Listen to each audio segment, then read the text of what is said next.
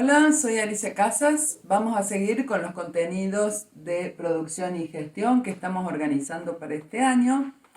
Hoy específicamente queríamos ver el legajo de obra o legajo de proyecto. Ya hemos hablado en clases pasadas en que un proyecto lleva en sí decisiones de tipo formales, funcionales, técnicas, también todo lo que tiene que ver con el costo, los plazos de ejecución y la calidad. Y todos estos elementos llevan a que la obra deba construirse con determinadas condiciones que son esas mismas que proyectamos. Llegado el momento de que el proyecto está terminado y que queremos empezar a ejecutar la obra, vamos a tener que buscar quién es la persona que se va a definir para esta ejecución. Y para eso es que vamos a organizar un legajo de proyecto o un legajo de obra, justamente para que queden claras todas las condiciones y que el proyecto se genere y se construya tal cual nosotros lo hemos previsto. La documentación para poder ejecutar el proyecto tiene dos posibilidades. Por un lado, lo que es la documentación gráfica, que es la documentación que ustedes vienen generando ya incluso desde primer año, que tiene que ver con los planos de obra, el plano de replanteo, todos los planos de detalles, planos especiales como podrían ser de instalaciones o de estructuras. Y toda esta documentación debe estar completa y debe estar representada según las normas básicas de representación. Esto es muy importante que si es que no lo tenemos aún afilado, empecemos a desarrollarlo porque hay un lenguaje que tiene que ver con los planos y que nosotros debemos respetarlo para que se entiendan y se pueda ejecutar la obra sin problemas. Por otro lado, tenemos lo que es la documentación escrita, que es toda una serie de elementos que no pueden ser dibujados y que hace falta desarrollarlos por escrito. Y eso es justamente lo que hoy vamos a ver en clase.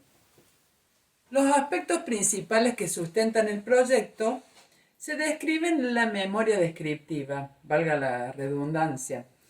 Aquí lo que hacemos es mostrar cuál es el partido, cuál es la relación del proyecto con su entorno, cuáles son los objetivos que nos hemos propuesto con el proyecto, se describe el sistema constructivo, en fin, una síntesis de lo que será esta obra. Respecto del pliego de condiciones, es otro elemento que justamente lo que hace es declarar estas condiciones legales, económicas y técnicas que hacen a la ejecución de este proyecto.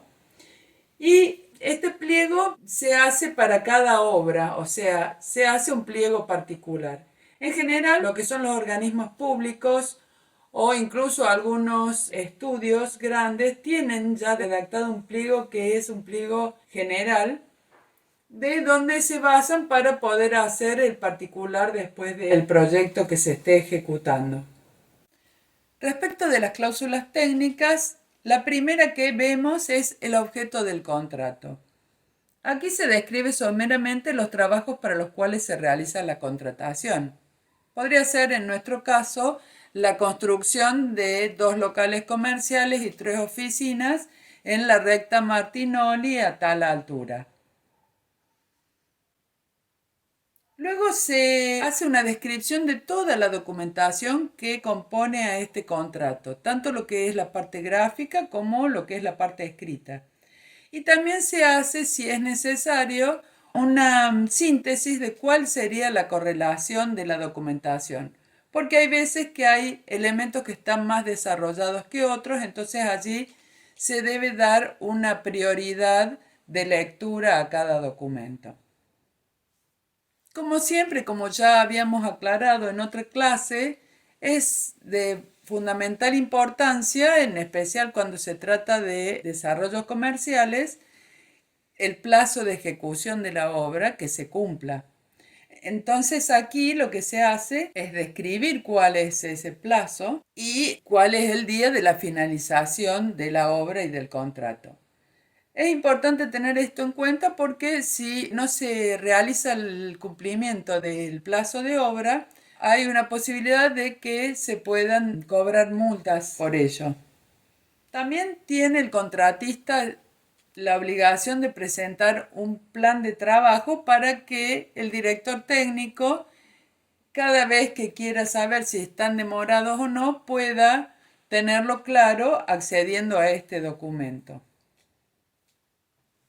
Por otro lado, también tenemos que exponer cómo deberá estar construido el obrador, cuáles son los elementos que lo componen. Ya vamos a ver en clases futuras que el obrador es la fábrica de la obra, que tiene que estar organizado de manera tal que la obra pueda funcionar sin inconvenientes y con todos los elementos necesarios para ello. En las obras hay posibilidades de que surjan, casi siempre surgen, trabajos adicionales. Por lo general nosotros hacemos una contratación y puede ser que al estar trabajando surjan tareas que no hemos pensado o porque surgió una irregularidad aparecen y bueno, tiene que estar aclarado cómo se va a hacer, cuáles serán los trabajos que serán tomados como adicionales y cómo se van a pagar o cómo se van a presupuestar, si lo va a hacer la misma empresa o si el comitente puede pensar que lo vaya a hacer otra persona. Bueno, tienen que estar aclarados esos temas. Lo mismo con los materiales y la mano de obra. Por lo general se dice que los materiales que se van a utilizar serán de primera calidad y que tienen que estar relacionados lógicamente a lo que nos expresa el pliego de especificaciones técnicas. Lo mismo con la mano de obra, se debe aclarar que debe ser gente capacitada la que tiene que trabajar, porque si no es así, se corre el riesgo de que haya inconvenientes y que haya que rehacer tareas, lo cual es algo antieconómico y que puede influir en el plazo. Una vez que la obra se termina, se firma lo que es la recepción provisional. O sea, el comitente recibe la obra, allí se aclara que la obra está terminada con todos sus detalles funcionando correctamente. Si no fuera así, se tiene que trabajar hasta que esto ocurra y recién así se puede hacer la recepción provisional para que empiece a correr lo que se llama el plazo de garantía, que es un plazo en el cual uno prueba si la obra tiene algún inconveniente grave que tendrá que ser subsanado por el contratista. Una vez que corrió este plazo de garantía, se recibe la obra de manera definitiva y ahí ya se da por terminada totalmente esta obra. En las cláusulas legales se hacen previsiones respecto de temas como son, por ejemplo, el sistema de adjudicación de la obra, a qué empresa le vamos a adjudicar la ejecución de esta obra. Y en general acá están descritos los sistemas que se utilizan mayormente en el ámbito público, ya que el ámbito privado tiene la posibilidad de elegir realmente lo que le parezca mejor.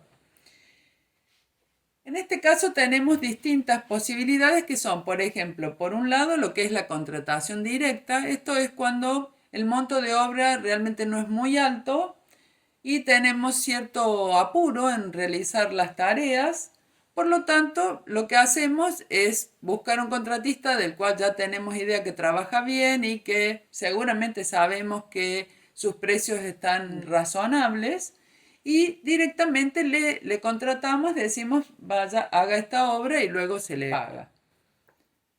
Cuando los montos son ya un poco más altos, se puede buscar a 3 empresas que hagan este tipo de trabajo y lo que se hace es dar el proyecto, el presupuesto que se ha realizado cuando se hace el proyecto y que esas empresas coticen.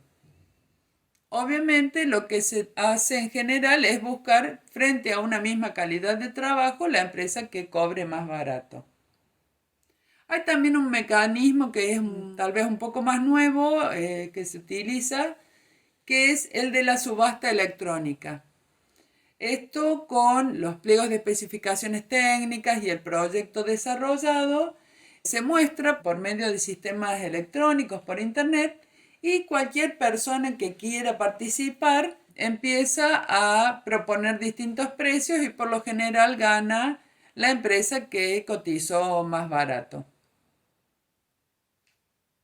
Hay también otro mecanismo que es el de la licitación pública, que también puede participar cualquiera que quiera hacerlo. En este caso lo que se hace es publicar en el boletín oficial y en algunos diarios de difusión masiva que está la posibilidad de presentarse, y lo que hacen las empresas también es acceder al pliego de proyecto para poder hacer la cotización y presentar el día que se le solicite, en el horario que se le solicite, esto es muy estricto, cuál es la cotización que proponen. El sistema de contratación nos va a definir cuál es el sistema legal que va a regular la contratación de la empresa contratista para que pueda ejecutar esta obra. Encontramos distintos sistemas según si el precio está definido de antemano o no. Por ejemplo, con precios predeterminados, esto es, ya hay un presupuesto y se va a respetar ese presupuesto y lo conocemos antes de comenzar la obra. Tenemos, por ejemplo, el sistema de ajuste alzado. El sistema de ajuste alzado, la empresa constructora o el constructor se obliga a construir la obra como resultado final y el comitente a pagar por eso un precio global que se acuerda de manera cerrada y de antemano, que contempla también lo que va a ganar el empresario.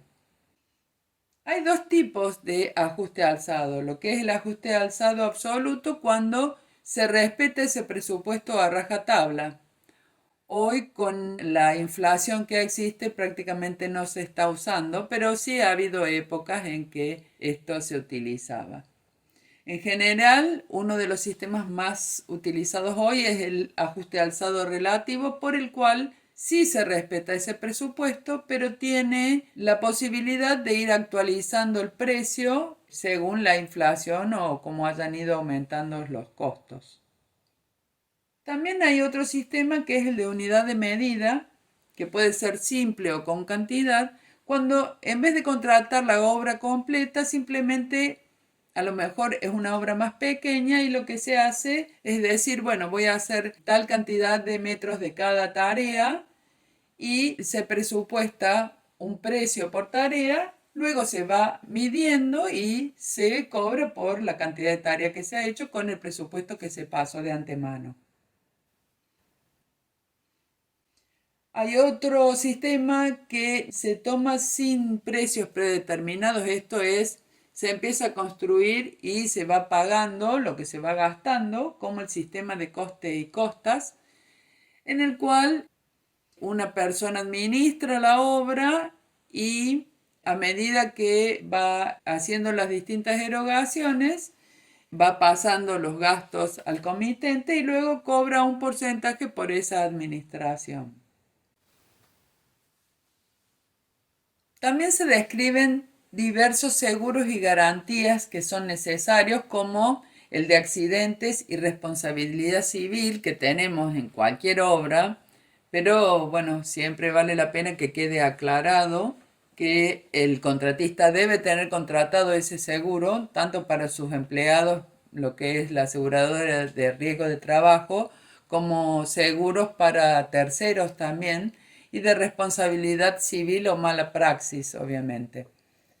Asimismo, se debe presentar un seguro de la oferta porque por lo general cuando las ofrecen realizar la obra, uno hace una selección y como esta es una actividad que demora un tiempo, uno no puede correr el riesgo de que el contratista, llegado el momento de empezar a trabajar, diga que no va a hacerlo. Por lo tanto, debe presentar una garantía de que esa oferta se va a mantener en pie. Y en caso de no ocurrir, uno cobra esa garantía como un resarcimiento. Lo mismo con el cumplimiento del contrato. Una vez que una persona firma un contrato, tiene la obligación de cumplirlo, salvo que haya razones de fuerza mayor. Y en general lo que se hace con estas garantías no es que uno deje un depósito, sino lo que hace es contratar un seguro de caución que se hará cargo de los montos en caso de ser necesario. También, como decíamos antes, está lo del plazo de garantía, que es este periodo que pasa entre que la obra es realmente recibida hasta que se ha aprobado. Por lo general suele ser de un año este plazo. Y otros ajustes de cuestiones como las razones por las cuales se podría rescindir el contrato, qué pasa si hay una mora en el plazo de ejecución. Todos estos elementos participan de las cláusulas legales. Las condiciones económicas incluyen, por un lado, lo que es el pago de la obra, de la construcción al contratista. Por un lado tenemos las certificaciones. Lo que dice el pliego es cada cuánto tiempo se van a hacer esas certificaciones. Los certificados de obra son un elemento mediante el cual el director técnico corrobora y certifica cuánto se ha avanzado de la obra para que el comitente pueda pagarle al contratista esa cantidad. Por otro lado, también tenemos lo que tiene que ver con las variaciones de costos. Se realizan también otros certificados en los cuales, a partir de lo que se va certificando mensualmente, se puede ver cuánto ha aumentado la construcción desde el momento en que se contrató la obra hasta el momento en que efectivamente se va a pagar. Estos certificados están prácticamente unidos porque uno dice cuánto hay que pagar y el otro dice cuál es la diferencia de precio. También se hacen certificaciones sobre acopio de materiales, porque podría ser que el contratista quisiera acopiar materiales al principio, por ejemplo, de manera anticipada, y aquí se debe definir cuáles son los pasos a seguir en este caso. Cómo se va a certificar el material que se compró, si se van a hacer por parte del comitente anticipos económicos por ese material, qué va a pasar si hay materiales acopiados en exceso, de quién es la responsabilidad si ocurre algo con esos materiales, por ejemplo. Por otro lado, también está una cláusula que refiere a anticipos financieros.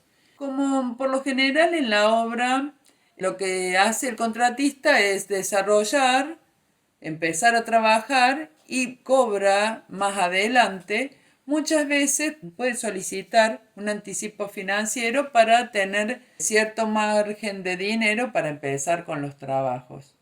Estos anticipos, a medida que se va certificando, se van descontando de ese certificado porque es dinero que se le ha dado de antemano.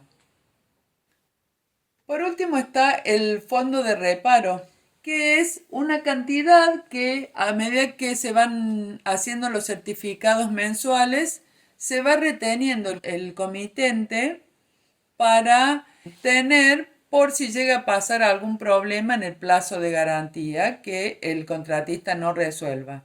Entonces él se deja este fondo justamente como una garantía para poder resolver en caso de no tener respuesta por parte del contratista.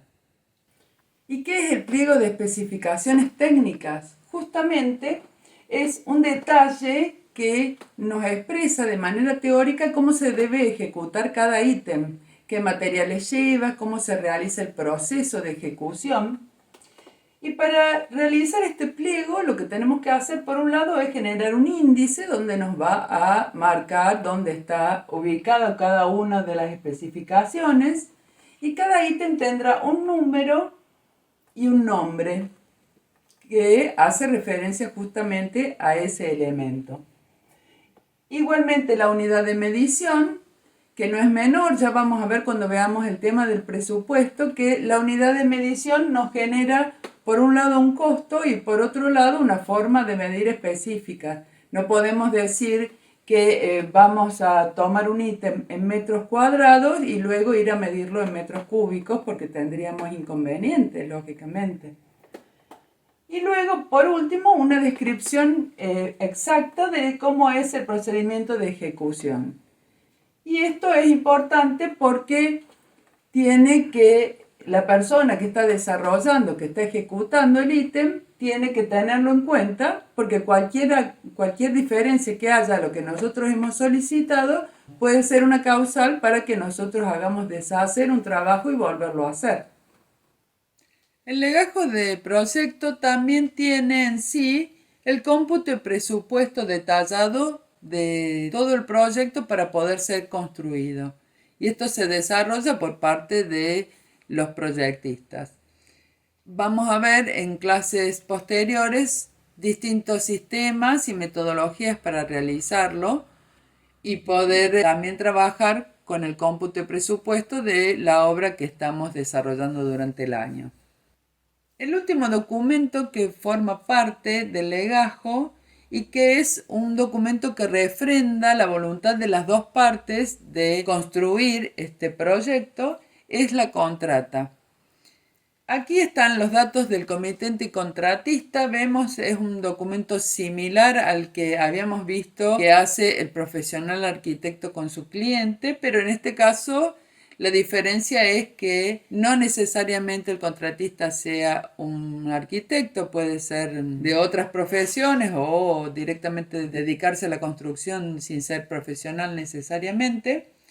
Nos dirá cuál es el objeto del contrato nuevamente, qué trabajos se van a realizar, cuál va a ser el sistema de contratación adoptado, cuál es el monto del contrato, o sea, cuál es el precio por el cual se ha fijado la ejecución de la obra, cómo se va a pagar, el sistema de contratación también, y los plazos de ejecución, o sea, si son en meses o en días, cuándo debe estar terminada esta obra.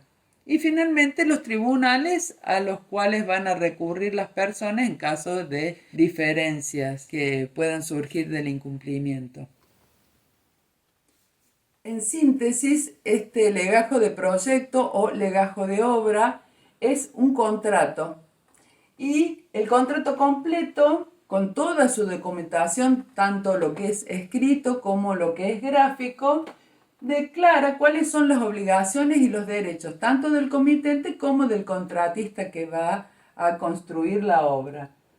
Por lo tanto, si esto está bien desarrollado, nos estaremos evitando mayores inconvenientes al momento de esa ejecución de la obra. Gracias.